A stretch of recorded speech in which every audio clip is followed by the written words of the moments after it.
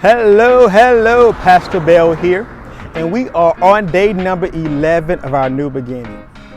And I stand outside the church today where I pastor, St. Joseph Baptist Church. I want to ask you a question, probably a couple of questions.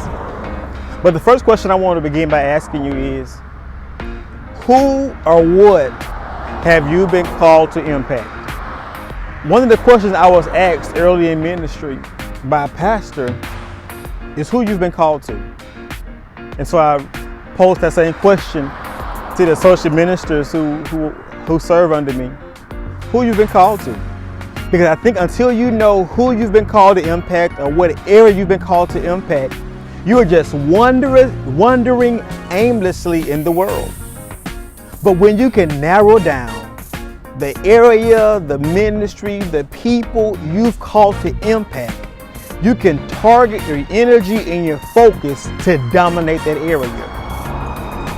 I'm standing here because this is only one of many churches around the city of Mobile, one of hundreds of churches around the state and thousands around the country. But guess what? There's only one like St. Joseph. Only one. And there's only one because there's only one Leon Bell Jr. There's only one me. And what you have to do in this journey is realize there's only one you. Many times when we're discovering ourselves and we're launching our ministries and doing things and walking in what God called us to do, we oftentimes find things or find people or other ministries or businesses that reflect what we desire to do. And there's nothing wrong with that. Having mentors who's done it before, mentors who are doing it and doing it well. But guess what? Their target, the people they're called to, the industry or ministry they're called to do, guess what? It's not what God called you to do. And when God called you, He knew everything about you. And so I asked the question again. Who are you called to impact? Who are you called to reach?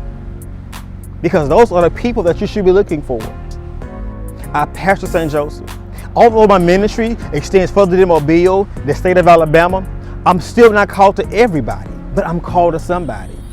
And I think if you understand who you're called to and what you're called to do, then it will make your work in the ministry, your work in your area, focused and intentional. Because I'm not casting a net in a wide open space, but I'm strategically casting my line in the areas God's called me to dominate. I'm being strategic and casting my line in the areas God has called me to dominate. And that's it. You are called to dominate. So granted, there are many churches in Mobile, many churches in Alabama, and maybe even many with the same name. But there's only one like this one, because there's only one me. And what you need to realize is the world does not need a duplication of someone else. The world needs a genuine you. Because being the genuine you will impact and draw the people you've called to meet and called to minister to. So as we reset this month and kind of get things back together, not only are you going to discover your purpose, like we talked about on Sunday, and stay the course, but you also want to embrace the person that God made you. Embrace your gifts, embrace your strengths, and be fully aware of your weaknesses, because you have to know what they are as well. It's going to be a great finish to this year. I'm praying for you, I'm encouraging you, and I'm cheering you on. Finish strong. God bless you.